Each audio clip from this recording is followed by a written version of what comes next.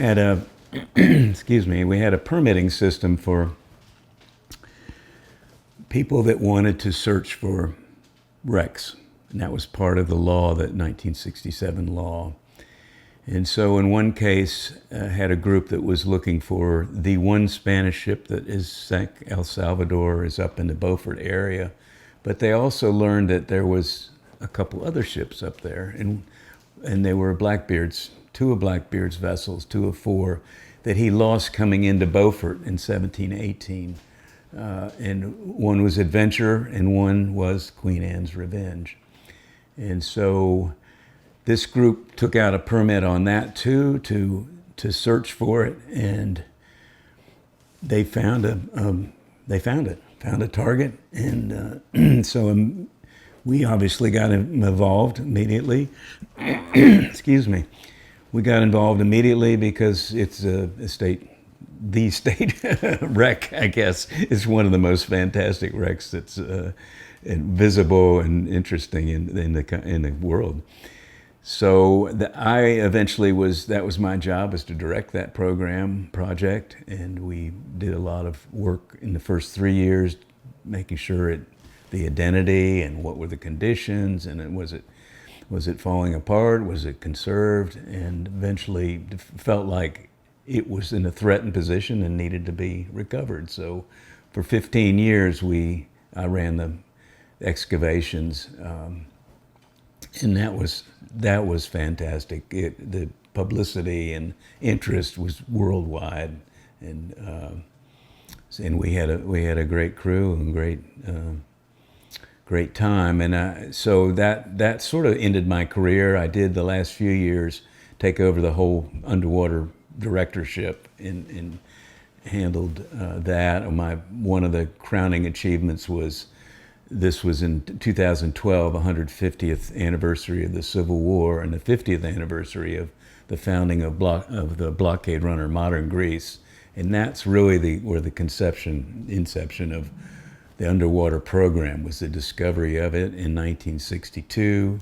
It was excavated for several years by the Navy and the Department.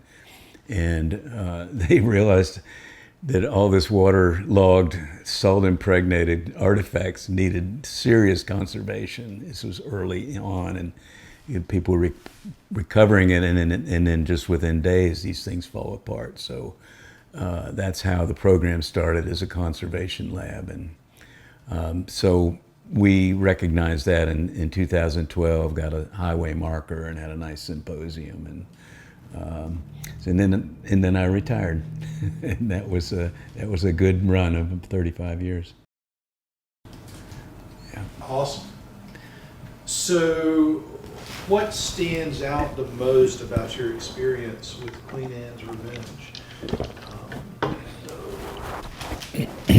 What are some of your favorite memories about what you uncovered? Queen Anne's Revenge wreckage is. It's visible. It's in about 25 feet of water, just about a mile off of Fort Macon, up in in the Beaufort area. It's beautiful. It's offshore. Most of my work had been in rivers and muddy lakes and typical North Carolina waters. So it was a great place to work. We had a good team. We worked out of the Coast Guard station, which was just right around the corner. Marine Fisheries loaned us a motorized barge that they used to scatter oyster shells with big pumps, and that was its main job. But for 6 to 8 weeks, we got that vessel 50 feet long. We could get all our gear on there. We could run dredges to sift every bit of sand that we brought up and find down to microscopic gold flecks that had been dropped in transactions on board. And so there was cannons and anchors you could see on it. It was a really special site. So we spent, as I said, 15 years excavating in my career. And at first, it was a lot of diagnostics, recording artifacts, seeing what we had and what we were up against. And then when we made a decision to recover it, it was very intense. As I said, we went out for 6 to 8 weeks in the fall. Sometimes the hurricanes blew us out, but that was the best time to get good visibility, and it was more protected behind the Cape. And we just went 5 foot square by 5 foot square from offshore end, and recovered cannons, anchors.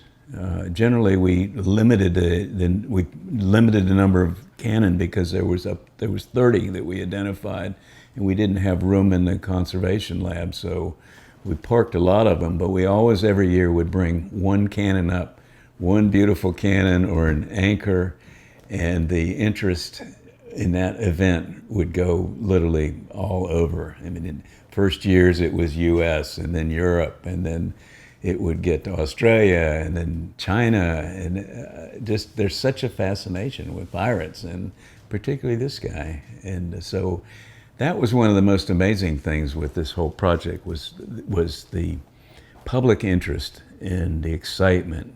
And so we did, when we brought these cannons up, we would have a fresh catch. We would have it out on display, and the cannons they have oyster shells and all kinds of marine growth, and that would be popping and stinking, and I don't know, I think a lot of people had visions of we bring these up and they're all cleaned off and maybe there's a mermaid leaning on it, or but these are stinking, really difficult artifacts to treat, to get the corrosion off and the shells off, to understand what it is, and then even more time to get it stable so you can put it in a museum. I mean, the cannon takes 5 years of work in the lab, and it's generally known that underwater archaeology, you have these expeditions, a lot of money, expense with equipment and getting out there, but that's only 1/10 of the cost of the project. The 9/10 of it is in the laboratory, hiring people and getting these things stable. So it was a way to tell people, educate people about the cost of it and what we were facing. It wasn't just real simple chests of coins and gold that you didn't have to do anything with. We also did some live dive education out there again, so we could have school groups come and talk to the divers on the bottom and ask questions.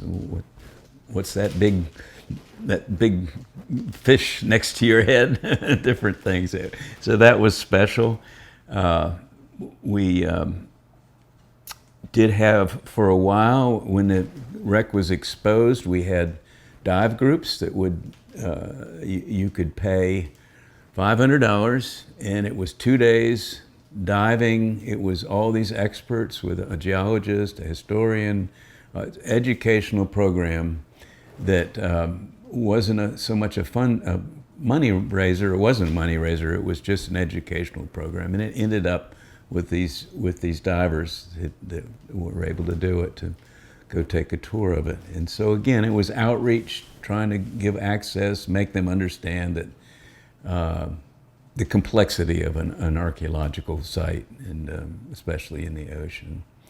And finally, after I retired, I did write a nice book that with my colleague Linda Carnes McNaughton, and we're proud of that. And it really tells the story and I think in a readable way. It's not a textbook. It's written to let people know, sort of draw people in because of the name, but then you can really tell them about underwater archaeology and all that entails.